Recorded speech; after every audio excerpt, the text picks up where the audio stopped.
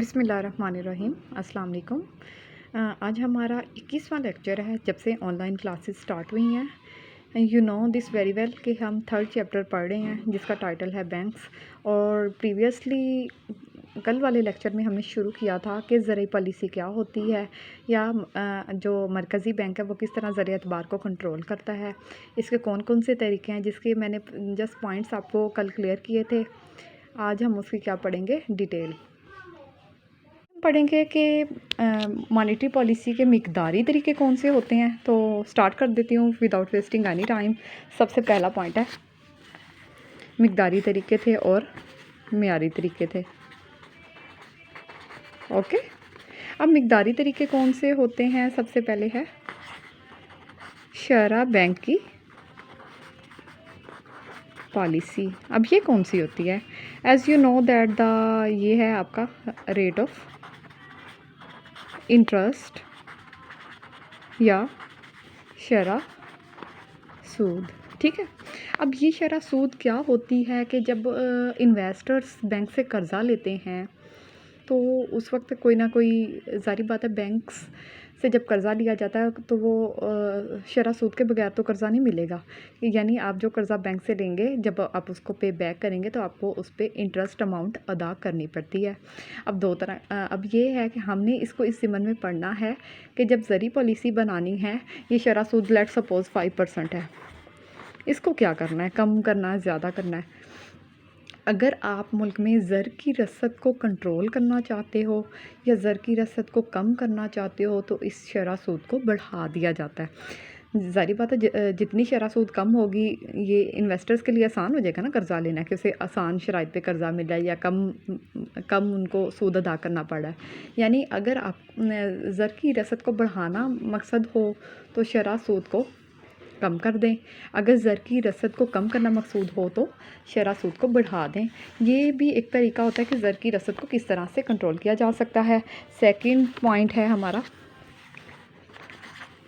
खुले बाज़ार का अमल।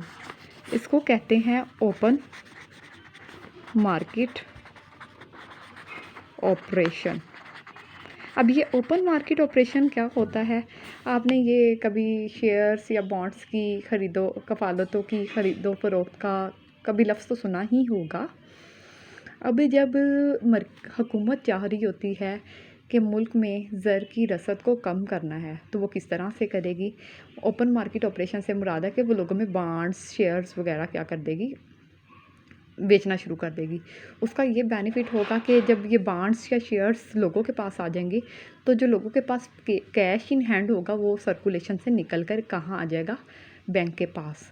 तो इस तरीके से भी ज़र की रसद को कंट्रोल किया जा सकता है। यानी कि जब ज़र की रसद को बढ़ाना है तो उनसे लोगों से ख़रीदना शुरू कर दो कफ़ालतों को। अगर ज़र की रसद को कम करना है तो फिर ये कफ़ालतें या बॉन्ड्स को क्या करना शुरू कर दो, बेचना शुरू कर दो।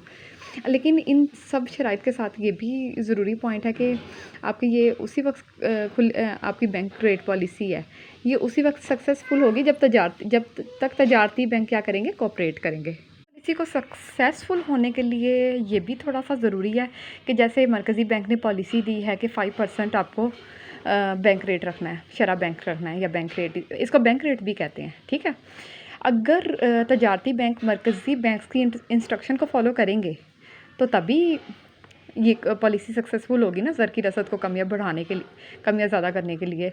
और फिर ये है कि दूसरी तरफ लोगों का कोऑपरेशन हो। ये ना हो कि जब शरह सूद बढ़ रहा है तो इन्वेस्टर ज़्यादा कर्जा ले जाएं, इस तरह तो ये पॉलिसी फ़ेल हो जाएगी। यानी कि इकनॉमिक्स में किसी भी पॉलिसी को सक्सेसफुल बनाने का सबसे यही तरीका होता है कि आप उसके साथ जो कंडीशंस या मफरूज़ात हैं आप उसको फॉलो करें।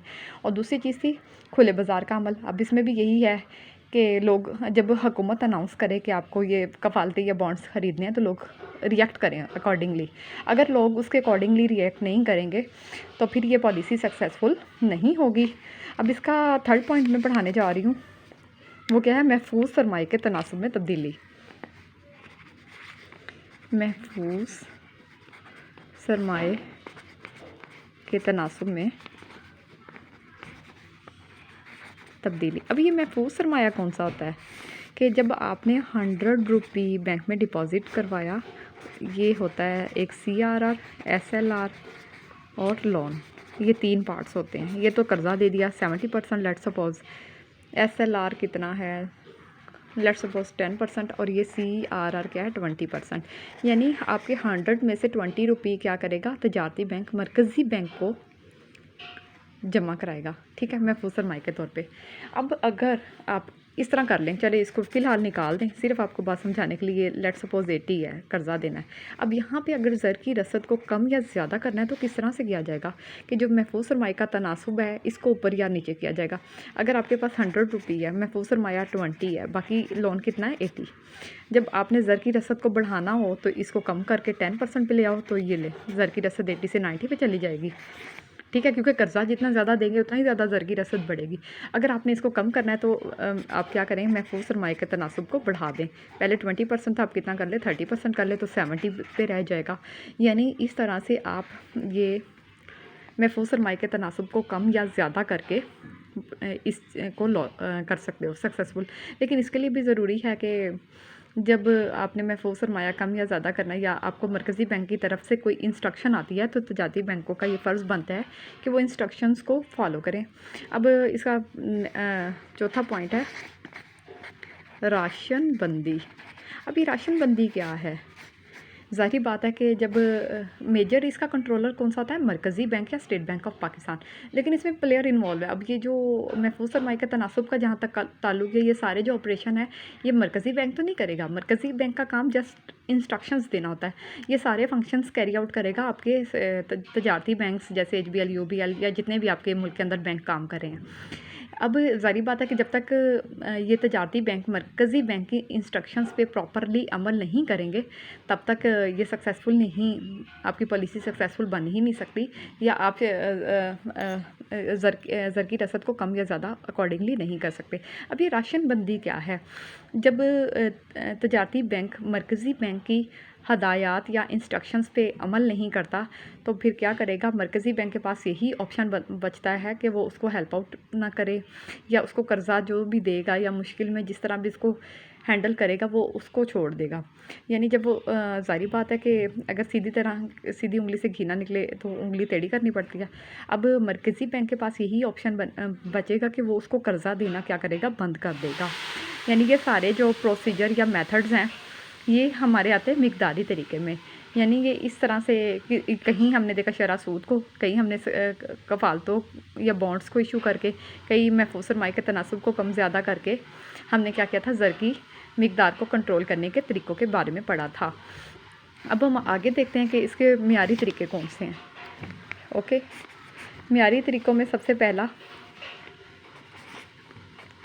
इखलाकी अपील। अब ये अखलाकी अपील क्या है?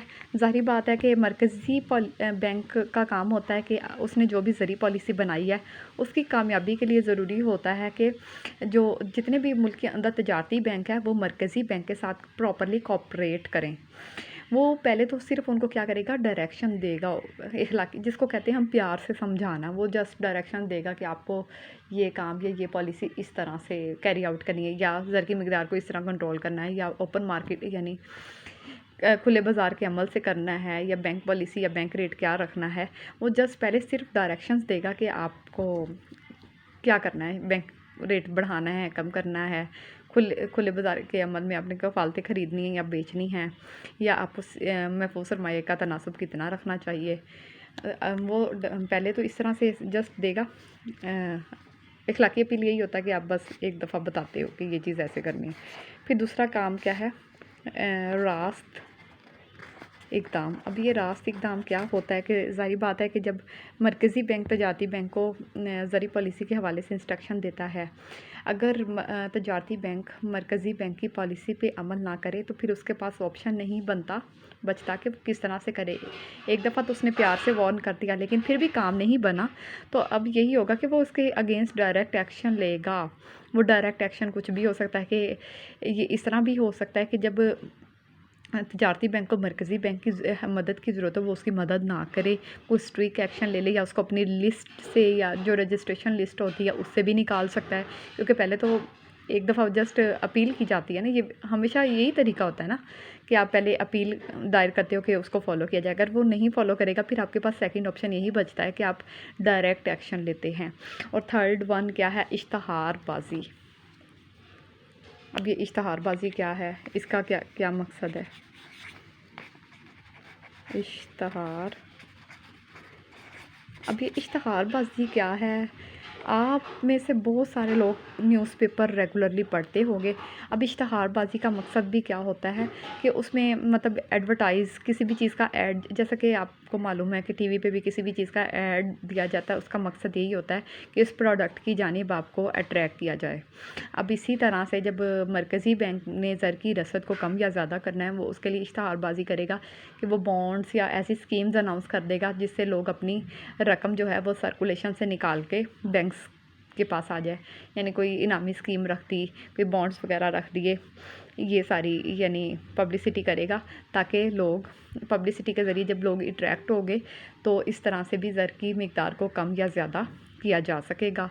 अब ये तो तीसरा टूल हो गया, ये म्यारी तरीके हैं, ये इसमें क्वांटिटेटिव नहीं क्वालिटेटिव है। और फोर्थ वन इज़ कर्ज़ जारी करने की हद मुख्ततिम में तब्दीली। अब ये हद मुख्ततिम क्या होती है? कर्ज़ जारी करने के लिए हर बैंक की एक लिमिट होती है। जब भी आपको बैंक से कर्ज़ा चाहिए होगा, बैंक कभी भी कर्ज़ा आपको डायरेक्ट नहीं देगा, वो सबसे पहले अंदाज़ा लगाएगा कि आपकी हैसियत क्या है। अब ये हद मुख्ततिम कितनी है? लेट्स सपोज़ आप बैंक के पास गए हो कर्ज़ा लेने के लिए। अब बैंक क्या करेगा, वो देखेगा कि आपके पास आया कोई चीज़ प्रॉपर्टी है क्या। ज़ाहिर बात है बैंक कभी भी इस तरह कर्ज़ा नहीं देता जब तक उसको ये श्योरिटी ना हो जाए कि आया आप कल को इस पोजीशन में होते हो कि वो कर्ज़ वापस भी कर सकें। तो हद मुख्ततिम क्या है, इसका कॉन्सेप्ट मैं आपको पढ़ा देती हूँ। हद मुख्ततिम से मुराद है कि आपने बैंक से कर्ज़ा लेना है। बैंक आप कोई भी ऐसी प्रॉपर्टी दिखाते हो, उसकी मालियत फ़र्ज़ कर लो क्या है, 10 लाख है। बैंक क्या करेगा, बैंक फ़र्ज़ करेगा उसको 8 लाख, यानी 10 लाख उसकी एक्चुअल वैल्यू है, लेकिन बैंक ने उसको फ़र्ज़ किया 8 लाख और आपको कर्ज़ा कितना दिया, 8 लाख। ये जो डिफ़रेंस है ना 10 लाख और 8 लाख के बीच के कितना है, 2 लाख का। इसी को क्या कहते हैं, हद मुख्ततिम। अब इसी को बैंक ने अगर ज़्यादा कर्ज़ा जारी करना है, हद मुख्ततिम कम कर देगा, यानी 9 लाख के करीब कर्ज़ा देगा। अगर उसने कम कर्ज़ा जारी करना है या ज़र की रसद को कंट्रोल करना है तो वो इसी हद मुख्ततिम को बढ़ा देगा। यानी पहले वो कितना करता था, 10 लाख को 7 लाख सपोज़ करके उसके बराबर कर्ज़ा दे सकता है। यानी इस हद को भी कम या ज़्यादा करके ज़र की रसद को बढ़ाया या कम किया जा सकता है। फिर है नेक्स्ट है इंतखाबी कंट्रोल का तरीका। ये भी डायरेक्टली बैंक का एक्शन है कि किस तरह से वो डायरेक्ट कंट्रोल करता है कि ज़र की रसद को नोट कम छाप के या ज़्यादा छाप के भी ज़र की रसद को कम या ज़्यादा कर सकता है। तो ये थे हमारे आज के पॉइंट्स के मुल्क में ज़र की रसद को कितना करना है। हम अक्सर हेडलाइंस या न्यूज़ में भी सुनते हैं कि शरह सूद को बढ़ाया जाए या शरह सूद को कम किया जाए, क्योंकि इन्वेस्टर्स का जो ताल्लुक़ होता है वो शरह सूद के साथ होता है। ये तो डिपेंड करता है ना कि अगर शरह सूद बढ़ा दी जाए तो ये इन्वेस्टर्स के लिए इतना सूटेबल नहीं रहता कि वो किस तरह से कर्ज़ा लें, क्योंकि उनके लिए वो अमाउंट हैवी हो जाती है। अगर शरह सूद को कम किया जाएगा तो ये इन्वेस्टर्स के लिए थोड़ा फिजिबल होगा कि वो कर्ज़ा ले सकें। फिर हमने ओपन मार्केट ऑपरेशन भी पढ़ा था कि खुले बाज़ार के अमल में किस तरह से आप कफ़ालतों की ख़रीदो फ़रोख्त करते हैं। कफ़ालतें बेचेंगे लोगों को तो पैसा सर्कुलेशन से निकल के ज़र की रसद को कम कर देगा। कफ़ालतें अगर वापस ख़रीदना जब शुरू करेंगे, एक टाइम के बाद मैच्योर हो जाती है ना, चाहे आपका बॉन्ड हो, सिक्योरिटी हो, उसका एक लिमिटेड टाइम होता है, उसकी मैच्योरिटी डेट होगी। उसके बाद आप को जब ज़ाहिर बात है जितने टाइम के लिए आप ज़र की रसद को कम या ज़्यादा करना, आप उसकी मैच्योरिटी डेट भी उसके मुताबिक कम या ज़्यादा कर सकते हो। और हमने ये महफूज़ सरमाए का तनासुब को भी कम या ज़्यादा करके, लेकिन इन सब शराइत के लिए इस पॉलिसी को कामयाब होने के लिए सबसे ज़रूरी होता है कि हर बंदा एक्यूरेटली इस पे अमल कर रहा हो। जब तक हम इस पे प्रॉपर्ली अमल नहीं करेंगे तब तक हमारी ये जो पॉलिसी है वो कामयाब नहीं बन पाएगी।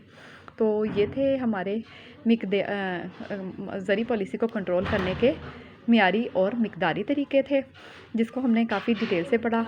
मिक़दारी तरीक़ों में आपके जो पॉइंट्स थे वो थे, हाँ, शरह बैंक की पॉलिसी, खुले बाज़ार का अमल, महफूज सरमाए के तनासुब में तब्दीली और राशन बंदी, ये सारे मिकदारी तरीके जिसको हम कहते हैं क्वांटिटेटिव मेथड।